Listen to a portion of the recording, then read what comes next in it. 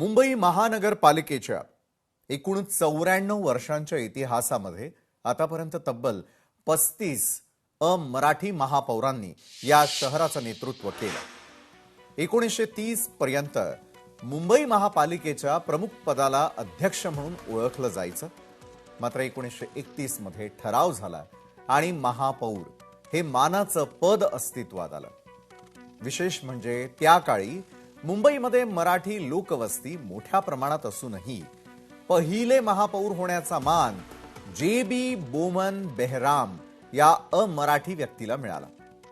गेल्या 50 वर्षांच्या राजकारणावर नजर टाकल्यास 1972 ते 2022 या कालखंडामध्ये मुंबईमध्ये 7 अमराठी महापौर झाले आणि लक्षवेधी बाब म्हणजे हे 7ही महापौर काँग्रेसच्या राजवटीत झालेले होते। यामध्ये आर.के. गणात्रा, मुरली देवरा यांच्यापासून ते आर.आर. सिंग यांच्यापर्यंतच्या नावांचा समावेश आहे। मात्र 1994 नंतर मुंबईला एकही अमराठी महापौर मिळालेला नाही। इतिहास सांगतो की शिवसेनेनं 1973 मध्ये सुधीर जोशी यांच्या रूपानं पहिला मराठी महापौर दिला आणि तेव्हापासून ही परंपरा कायम राखण्यात आली। मात्र भाजपनं शिवसेनेसोबत सत्तेत असताना अनेकदा अमराठी नगरसेवकांना उपमहापौर पदाची संधी दिली आहे बरं का। गोपाळ शेट्टी, विद्या ठाकूर ही त्याचीच काही प्राथमिक उदाहरणं म्हणता येईल। मात्र सध्या वाद हा मराठी किंवा अमराठी महापौरावरून नाहीये, तर महापौर पदावरूनच सुरू आहे। मुंबई महापालिकेत भाजपला 89 जागांवर विजय मिळवता आला आणि त्यामुळे तो सर्वात मोठा पक्ष ठरला।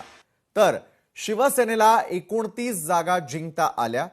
बीएमसीत महायुतीनं स्पष्ट बहुमत मिळवलेलं असताना आता सत्ता संघर्ष निर्माण झालाय। भाजप आणि शिंदे सेना यांचं एकत्रित संख्याबळ 118 इतकं आहे। बहुमताचा आकडा किती आहे? 114। सत्ता स्थापनेमध्ये शिंदे सेनेची भूमिका त्यामुळे महत्वाची आहे।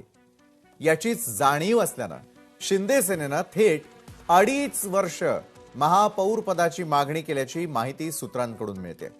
त्यात शिवसेनेचं हॉटेल पॉलिटिक्स यावरून मात्र भाजपच्या गोटामध्ये प्रचंड अस्वस्थता पसरली असल्याचंही बोललं जात आहे। तर भाजप नेत्यांनी या संदर्भात थेट दिल्ली गाठलेली आहे। केंद्रीय नेतृत्वाकडे आपली नाराजी भेटून त्यांनी व्यक्त केली।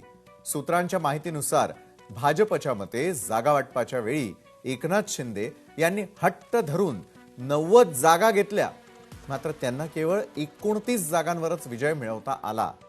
या उलट भाजपने 135 जागा लढवून 89 जागा जिंकत आपला गड राखलाय।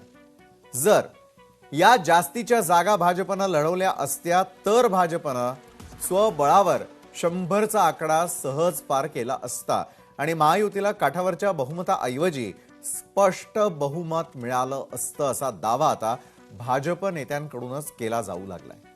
तसंच मुंबईमध्ये भाजपच्या पराभवाला किंवा कमी पडलेल्या जागांना उपमुख्यमंत्री एकनाथ शिंदे यांची शिवसेना जबाबदार असल्याची भावना भाजप नेत्यांनी व्यक्त केलेली आहे। शिवसेनेच्या सुमार कामगिरीमुळे भाजपचा स्ट्राईक रेट घसरलेला असून याचा थेट फटका महायुतीच्या एकूण संख्याबळाला बसला असल्याच्या चर्चा भाजपच्या गोटात सुरू असल्याचं देखील कळतंय। दरम्यान केवळ जागा वाटपच नाही तर निवडणुकीनंतर एकनाथ शिंदे यांच्याकडून सुरू असलेल्या हॉटेल पॉलिटिक्सवरही भाजप नेत्यांनी गंभीर आक्षेप घेतलाय।